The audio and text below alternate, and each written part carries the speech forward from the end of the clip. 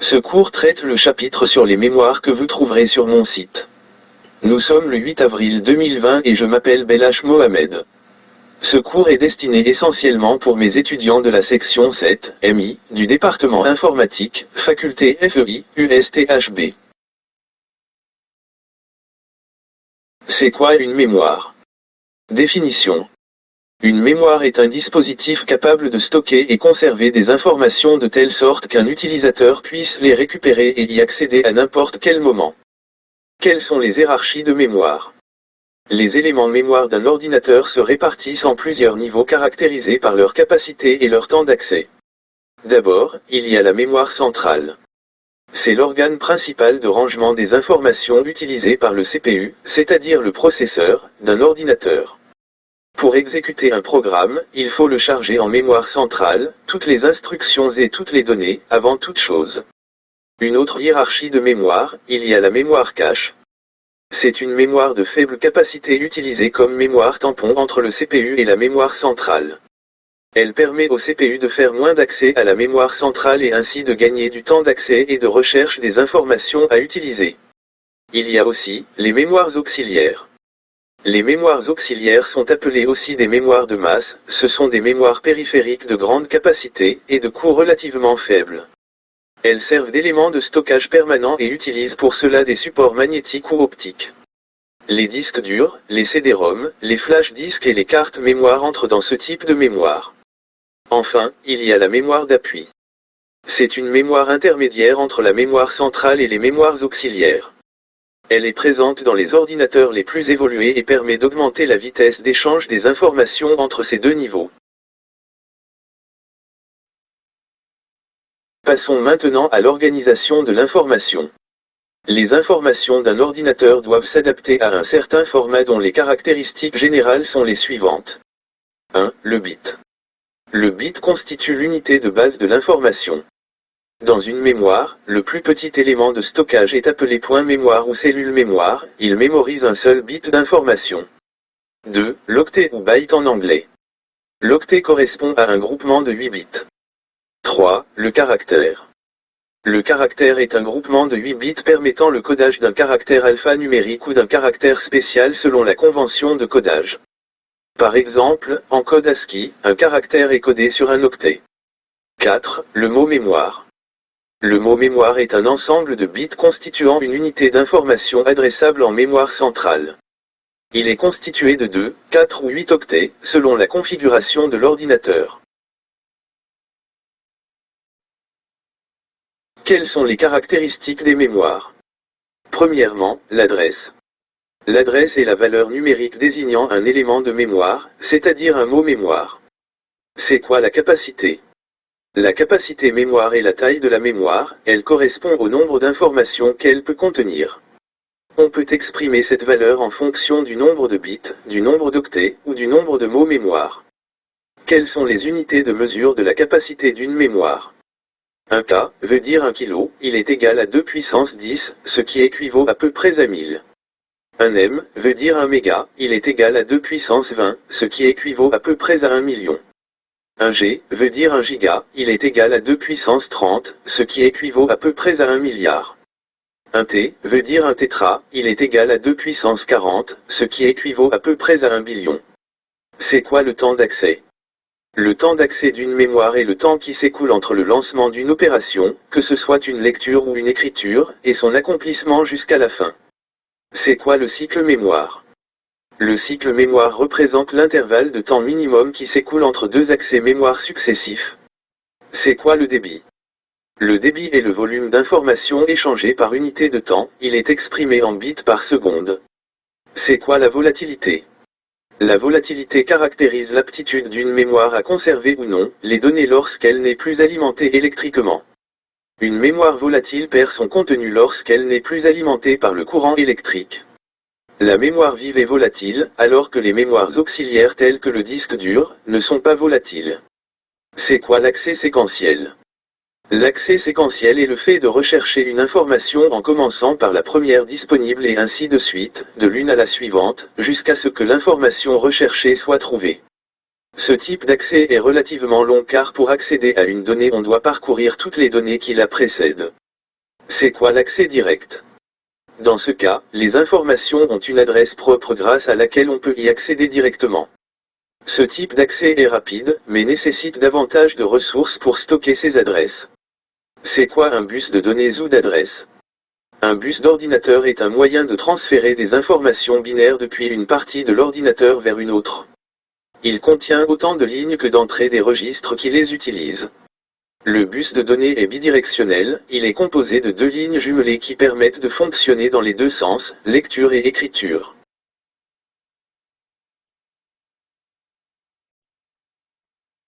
C'est quoi la mémoire vive? Définition. La mémoire vive, appelée aussi RAM, Random Access Memory en anglais, est une mémoire à accès direct. C'est la mémoire dans laquelle l'ordinateur place les données et les programmes lors de leur traitement, en lecture ou en écriture. La RAM fonctionne seulement lorsque l'ordinateur est allumé, dès qu'on éteint celui-ci, toutes les informations qui s'y trouvent sont perdues. C'est la volatilité. La RAM est constituée de m mots de n bits, qu'on appelle cellules binaires. L'expression qui représente cette RAM est RAM m fois n. À chaque RAM sont associés les éléments suivants. Le CS, Chip Select, c'est l'entrée qui permet d'activer ou de désactiver la RAM. Le MAR, Memory Address Register, c'est le registre d'adresse mémoire. Il contient une adresse qui nous permet d'accéder directement à un mot précis de la RAM grâce à un décodeur. Le MBR, Memory Buffer Register, c'est le registre tampon ou registre de données. C'est un registre tampon par lequel passent toutes les données allant de la RAM vers le CPU et inversement. Le bit RW, read ou write, c'est la fonction de lecture ou écriture, on utilisera dans ce cours RW égale 1 pour la lecture et RW égale 0 pour l'écriture. Cet exemple représente une RAM 8 x 3. Le MAR de cette RAM affiche la valeur, 101, en binaire. C'est donc l'adresse 5 de la RAM qui sera sélectionnée à l'aide du décodeur 3 x 8. Si la fonction RW égale 1, il s'agit alors d'une lecture, une copie du mot mémoire d'adresse 5 sera transférée dans le MBR, il ne sera donc pas effacé de la mémoire. Si la fonction RW égale 0, il s'agit alors d'une écriture, le mot mémoire qui se trouve dans le MBR sera transféré dans la mémoire à l'adresse 5. Il faut savoir que le transfert d'informations entre la RAM et les registres se fait au moyen de lignes de bus, on a un bus d'adresse entre le MAR et la RAM et un bus de données entre le MBR et la RAM. Le nombre total de bits de cette RAM est 8 x 4, c'est-à-dire 32 bits. Chaque bit représente une cellule binaire CB et chaque cellule binaire possède 3 entrées et une sortie. S, Select, représente la ligne du décodeur du MAR qui sélectionne la cellule binaire. RW, Read ou Write, est la fonction de lecture ou écriture. In, Input, représente l'information, c'est-à-dire le bit, 0 ou 1, à écrire dans la cellule binaire. Out, Output, représente l'information à lire à partir de la cellule binaire. Voici comment représenter une cellule binaire à l'aide d'une bascule JK. On prend les conventions suivantes, si S égale 0, la cellule binaire n'est pas sélectionnée. Il n'y a pas donc de changement au niveau de la bascule JK. Par conséquent, J égale 0 et K égale 0. Si S égale 1, alors la cellule binaire est sélectionnée, donc active. Si RW égale 0, alors on a une opération d'écriture. Si RW égale 1, dans ce cas, on a une opération de lecture. La table de vérité de la CB est la suivante. Le circuit logique correspondant est donc le suivant. On peut également réaliser la CB à l'aide d'une bascule D ou autre, sans problème. Le suivant représente le diagramme d'une RAM 4x4. Comment réaliser une extension de la mémoire? Pour réaliser des mémoires de grande capacité, on peut utiliser des mémoires de petite capacité, et les connecter entre elles. Il y a plusieurs possibilités. 1. Si on veut augmenter le nombre de mots mémoire, on connecte les mémoires en parallèle, en augmentant la taille du bus d'adresse. 2. Si on veut augmenter la longueur du mot mémoire, on connecte les mémoires en série, en augmentant la taille du bus de données. 3. On peut aussi combiner les deux premières méthodes. Comment faire pour une augmentation de l'espace d'adressage? Si on veut augmenter l'espace d'adressage d'une RAM, il faut connecter plusieurs RAM en parallèle, pour cela il faut qu'elle ait des mots mémoire de même longueur. Pour la réalisation d'une RAM, 2 puissance m fois p, à l'aide des RAM, 2 puissance n fois p, il faut d'abord définir le nombre de RAM, 2 puissance n fois p, nécessaire. Il suffit de diviser la capacité de la RAM demandée par la capacité des RAM proposées, 2 puissance m fois p, divisé par 2 puissance n fois p, égale 2 puissance m moins n. On utilisera un registre d'adresse, MAR, de n bits, un registre de données de p bits et m-n, adresse complémentaire. Exemple 1. Supposons que m égale 10, n égale 9 et p égale 8. On veut réaliser une RAM 1K x 8, à partir de RAM 512 x 8. Le nombre de RAM nécessaire est 2 puissance 10, divisé par 2 puissance 9 égale 2 RAM. Comme le montre le schéma, on aura un MAR de 9 bits, et un bit d'adresse complémentaire. Le MBR contient 8 bits. Ce circuit est équivalent au circuit d'une RAM 1K x 8. C'est le bit d'adresse complémentaire, A9, qui sélectionne la RAM qui doit être activée. Si A9 égale 0, c'est la première RAM qui est active, si A9 égale 1, c'est la deuxième RAM qui est active. Exemple 2, supposons que m égale 10, n égale 8 et p égale 8. On veut réaliser une RAM 1K x 8 à partir de RAM 256 x 8. Le nombre de RAM nécessaire est 2 puissance 10, divisé par 2 puissance 8 égale 2 puissance 2 égale 4 RAM. Comme le montre ce schéma, on aura un MAR de 8 bits et 2 bits d'adresse complémentaire, le MBR contient 8 bits. Ce circuit est équivalent au circuit d'une RAM 1K x 8. C'est les bits d'adresse complémentaires à 9 et à 8 qui vont sélectionner, via un décodeur, la RAM qui doit être activée.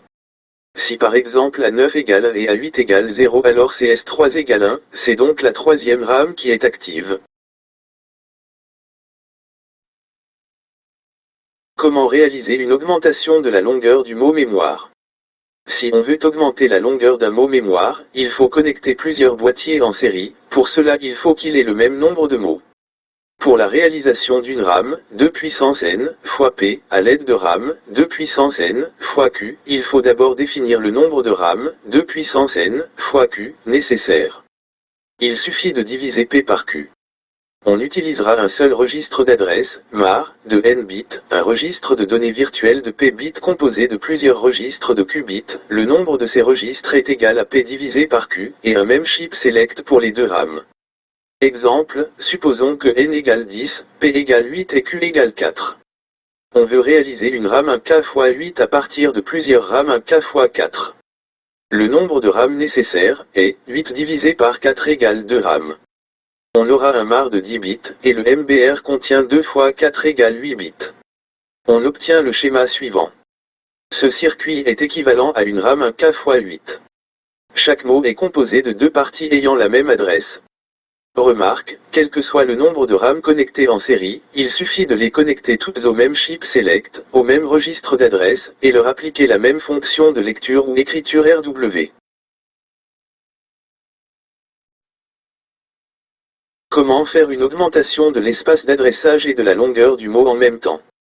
Pour la réalisation d'une RAM, 2 puissance m fois p, à l'aide de RAM, 2 puissance n fois q, il faut d'abord définir le nombre total de RAM, 2 puissance n fois q, nécessaire. Pour cela on divise le nombre de bits de la RAM qu'on veut réaliser par le nombre des RAM proposées. 2 puissance m fois p, divisé par 2 puissance n fois q, égale 2 puissance m moins n fois p divisé par q. On aura ainsi 2 puissance m moins n RAM en parallèle composées chacune des p divisé par q, RAM en série. Remarquez qu'on divise le nombre de mots et les longueurs de mots séparément. Exemple, supposons que m égale 10, p égale 8 et n égale 8, q égale 4. On veut réaliser une RAM 1K x 8, à partir de RAM 256 x 4. Le nombre de RAM nécessaire est 1024 x 8, divisé par 256 x 4, égale 1024 divisé par 256, fois 8 divisé par 4, égale 4 x 2, RAM. Il faut 4 RAM composées chacune de 2 RAM en série. Voici le schéma correspondant. Nous allons maintenant aborder les mémoires mortes, ROM. La ROM, Read-Only Memory, est une mémoire permanente non volatile et en lecture seule, contrairement à la RAM. Ce type de mémoire est utilisé pour conserver des informations qui ne s'effacent jamais, même quand il n'y a plus de mise sous tension. La ROM est réalisée à partir de diodes munies de petits fusibles. Lorsque le fusible est intact, la diode laisse passer le courant, elle représente alors un 1. Lorsqu'on claque le fusible, le courant ne passe plus, nous avons alors un 0. Regardez bien le schéma.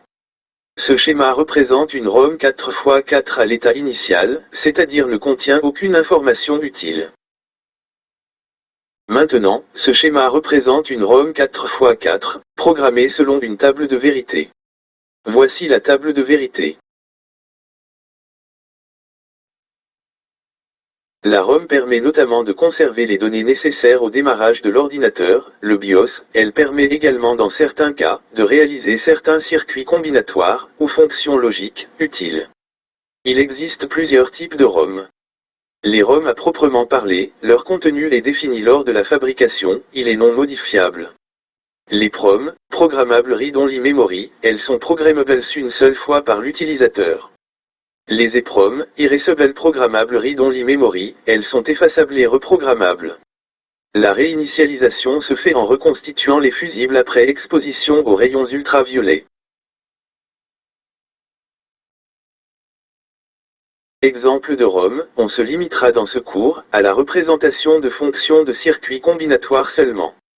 Dans ce cas, les bits d'adresse seront représentés par les variables d'entrée, et les lignes de données par les fonctions de sortie. On prendra comme exemple, le circuit de l'additionneur complet à 1 bit. Voici la table de vérité correspondante. Sachant que A représente la retenue de la colonne précédente. B et C représentent les bits à additionner. S, le résultat de la somme. Et R, la nouvelle retenue. Voilà aussi le schéma de la ROM correspondante. Par analogie, pour utiliser cette ROM, on prend A, B et C comme ligne d'adressage et S et R comme ligne de données. Merci pour votre attention. J'attends vos questions sur mon site. Vous y trouverez également mes réponses. À bientôt. Mohamed Bellache.